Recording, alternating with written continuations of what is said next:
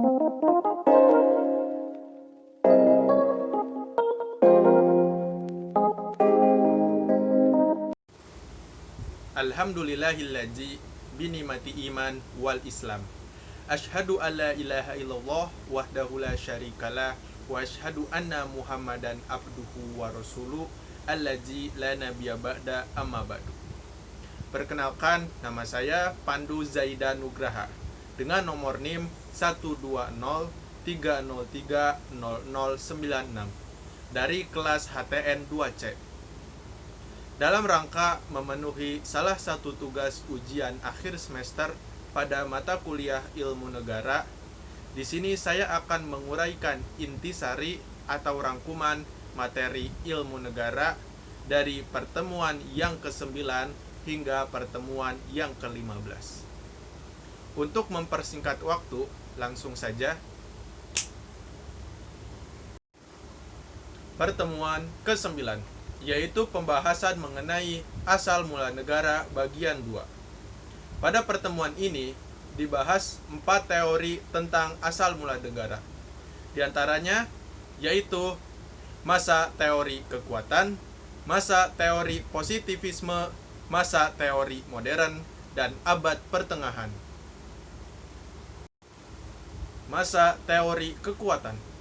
Teori ini mengatakan bahwa kekuasaan muncul karena adanya keunggulan kekuatan. Beberapa tokoh yang pendapatnya mencerminkan teori kekuatan ini yaitu Oppenheimer, Otto von Guercke, dan Karl Marx. 2. Masa positivisme. Teori ini mengatakan bahwa negara hadir karena ada desakan oleh masyarakat untuk membuat regulasi atau rancangan undang-undang. Maka dari itu, negara diharapkan mampu untuk memberikan kontribusi dalam menertibkan masyarakat.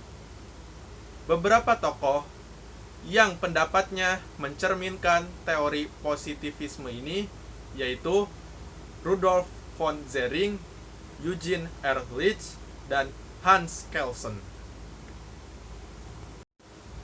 3. Masa teori modern. Teori ini mengatakan bahwa negara merupakan suatu organisasi yang di dalamnya terdapat kekuasaan dan kumpulan masyarakat. Maka dari itu, sebuah negara sangat membutuhkan seorang pemimpin yang berfungsi sebagai kepala negara di negara tersebut. Seorang pemimpin harus dan pastinya membutuhkan institusi atau wadah yang berfungsi untuk membantu pemimpin dan berkolaborasi untuk menciptakan negara yang ideal. 4. Abad pertengahan. Pada abad pertengahan ini terbagi menjadi 2 fase, yaitu fase pra-Renaissance dan fase Renaissance. Pra-Renaissance merupakan fase di mana gereja memiliki otoritas terhadap kekuasaan.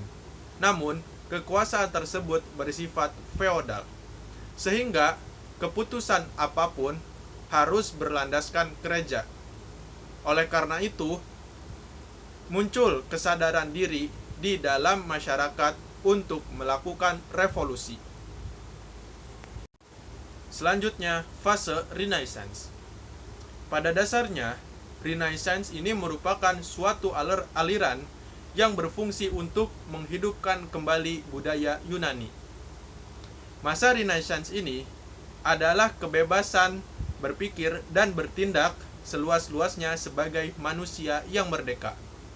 Oleh karena itu, pada fase ini sangat berkembang pesat sekali ilmu pengetahuan dan teknologi. Pertemuan ke-10, yaitu pembahasan mengenai tujuan dan fungsi negara bagian 1. Pada pertemuan yang ke-10 ini, ada 4 teori yang menjelaskan tentang tujuan dan fungsi negara. Teori-teori tersebut diantaranya yaitu teori Lord Sang, teori Niccolo Machiavelli, teori Dante Alighieri, dan teori John Locke. Yang pertama, teori Lortzang. Teori ini mengatakan bahwa tujuan dari negara adalah muncul untuk menciptakan sebuah negara yang adidaya. Yang kedua, teori Niccolo Machiavelli. Teori ini mengatakan bahwa tujuan dibentuknya dari negara yaitu menciptakan ketertiban, kenyamanan, dan keamanan, menjadi negara yang kuat, serta rakyat harus tunduk kepada pemerintah yang berlaku.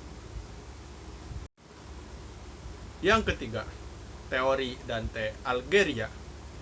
Teori ini mengatakan bahwa fokus dari dibentuknya negara adalah menciptakan perdamaian dunia dan agama harus berada di bawah negara. Yang keempat, teori John Locke. Teori ini mengatakan bahwa tujuan dan fungsi dari sebuah negara adalah sebagai bentuk dan perlindungan dari hak asasi manusia.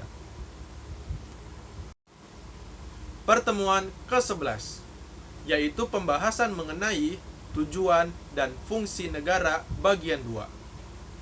Sama halnya dengan pertemuan yang sebelumnya, pada pertemuan yang ke-11 ini akan dibahas tentang teori tujuan dan fungsi negara. Dengan kata lain, pertemuan yang ke-11 ini merupakan lanjutan dari pertemuan yang ke-10. Teori-teori tersebut diantaranya yaitu teori Immanuel Kant, teori sosialis, teori liberalis kapitalis, dan teori sosial demokratis. Pertama, teori Immanuel Kant. Immanuel Kant berpendapat bahwa tujuan dan fungsi negara adalah untuk memberikan kebebasan bagi masyarakatnya dari sifat keterbatasan. Diharapkan dengan memberikan hak kebebasan terhadap warga negaranya, maka masyarakat mampu untuk mengekspresikan apa yang menjadi kehendak dan aspirasinya sebagai warga negara. 2. Teori pandangan paham sosialis. Paham sosialis merupakan klasifikasi dari salah satu sudut pandang ekonomi dan politik yang mengadopsikan kepemilikan negara terhadap alat produksi sebagai ukuran temporer dalam transisi dari kapitalisme ke sosialisme.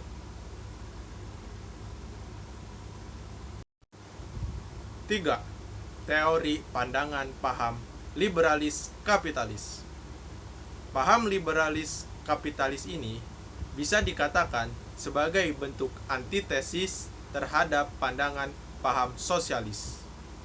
Hal ini dikarenakan bahwa dalam paham ini kepentingan individu itu lebih diutamakan daripada kepentingan bersama. Karena menurut pandangan ini bahwa individu merupakan tujuan akhir dari kehidupan manusia itu sendiri. 4. Teori pandangan paham sosial demokratis. Paham sosial demokratis ini merupakan reaksi terhadap sistem kapitalis. Pada dasarnya, tujuan sistem sosial demokratis ini adalah untuk mensejahterakan rakyat melalui peran aktif negara dalam memberikan jaminan kesejahteraan. Pertemuan ke-12, yaitu pembahasan tentang tipe dan bentuk susunan negara.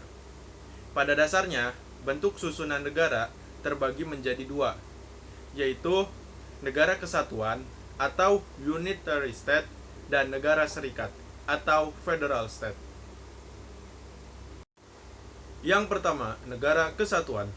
Negara kesatuan merupakan bentuk susunan negara yang merdeka dan berdaulat, dengan satu pemerintahan pusat yang berkuasa dan mengatur seluruh daerah. Karakteristik dari negara kesatuan yaitu hanya memiliki satu konstitusi yang berlaku, pemerintahannya berada di tingkat pusat sentralistik, satuan kewarganegaraan, dan dominasi pusat yang sangat kuat. Yang kedua, negara serikat. Negara serikat merupakan bentuk susunan negara gabungan yang terdiri dari beberapa negara bagian dari sebuah negara serikat. Karakteristik dari negara serikat yaitu satu wilayah negara terbagi atas beberapa negara bagian, kedaulatannya ganda, dan hubungan antara pemerintah federal dengan pemerintah daerah bersifat kooperatif. Pertemuan ke-13, yaitu pembahasan tentang bentuk dan sistem pemerintahan. Bentuk dan sistem pemerintahan dikategorikan menjadi 4 aspek, yaitu autokrasi, oligarki, monarki, dan republik. Yang pertama, autokrasi. Autokrasi merupakan bentuk pemerintahan yang hanya dijalankan oleh satu orang dan memiliki kendali yang cukup besar di dalam pemerintahan tersebut. Yang kedua, oligarki. Oligarki merupakan bentuk pemerintahan yang hanya dijalankan oleh sekelompok orang atau beberapa orang tertentu saja. Yang ketiga, monarki. Monarki merupakan bentuk pemerintahan yang dijalankan oleh satu orang. Yang menjadi perbedaan antara monarki dan autokrasi, kalau monarki, ia terdapat penasihat, di mana penasihat tersebut memiliki kewenangan untuk menjalankan negaranya. Yang keempat, republik. Republik merupakan bentuk pemerintahan yang dijalankan oleh masyarakat secara banyak. Kemudian, seorang pakar tata negara yang berasal dari Indonesia, yaitu Profesor Mahfud MD, membuat klasifikasi tentang sistem hubungan dan tata kerja antara lembaga-lembaga negara. Klasifikasi tersebut terbagi menjadi 2, yaitu presidensial dan parlementer. Presidensial, di mana pemerintahannya merupakan kepala negara yang terpilih dan menjabat sebagai kepala negara sekaligus sebagai kepala pemerintahan. Sedangkan parlementer, di mana pemerintahannya dipertanggungjawabkan oleh para menteri kepada parlemen. Pertemuan ke-14, yaitu pembahasan tentang negara autokrasi dan demokrasi modern. Yang pertama, negara autokrasi. Autokrasi merupakan sistem pemerintahan di mana satu orang atau seorang autokrat memiliki kendali penuh atau kekuasaan terhadap politik, ekonomi, sosial, dan militer. Autokrasi berasal dari 2 kata, yaitu auto dan krasi. Auto artinya diri, dan krasi atau kratos artinya kekuatan. Sehingga kalau digabungkan, dia dapat diartikan sebagai kekuatan yang dipegang oleh seorang diri. Indikator dari negara autokrasi modern yaitu sistem satu partai atau partai tunggal, menghimpun kekuasaan sebesar mungkin, dan penentuan wakil rakyat masih didominasi oleh penguasa. Yang kedua, negara demokrasi. Demokrasi merupakan sistem pemerintahan di mana kebijakan, kepemimpinan, dan tata usaha besar suatu negara, baik secara langsung atau tidak langsung, diputuskan oleh rakyat. Demokrasi terdiri dari 2 kata, yaitu demos dan kratos. Demos artinya rakyat, dan kratos artinya kekuatan atau kekuasaan. Sehingga kalau digabungkan dapat diartikan sebagai kekuasaan atau kekuatan yang dikendalikan oleh rakyat. Indikator dari negara demokrasi modern yaitu sistem multipartai, penyelenggaraan kekuasaan rakyat, rakyat memiliki kendali terhadap penentuan wakil penuh, dan undang-undang dominan.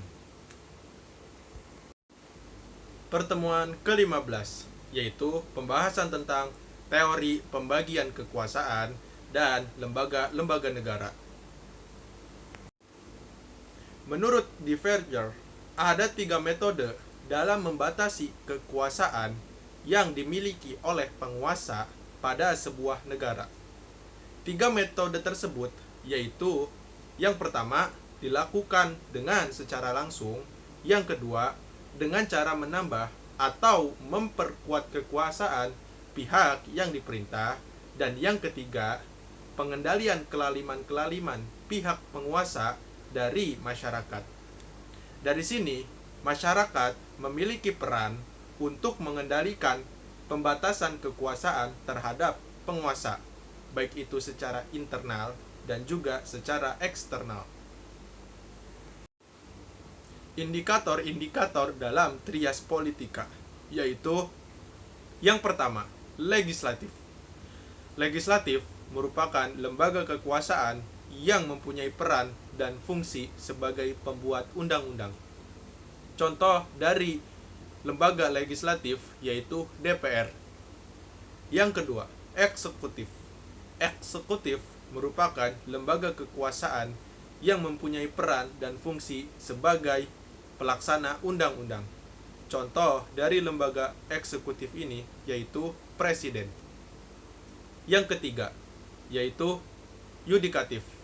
Yudikatif merupakan lembaga kekuasaan yang mempunyai peran dan fungsi sebagai pengadil atas pelanggaran undang-undang. Contoh dari lembaga yudikatif ini yaitu Mahkamah Agung. Mungkin cukup sekian yang bisa saya sampaikan. Kurang lebihnya mohon maaf apabila ada kesalahan atau kekurangan kata, karena kesalahan datangnya dari diri saya pribadi dan kebenaran datangnya hanyalah dari Allah Subhanahu wa Ta'ala. Wassalamualaikum warahmatullahi wabarakatuh.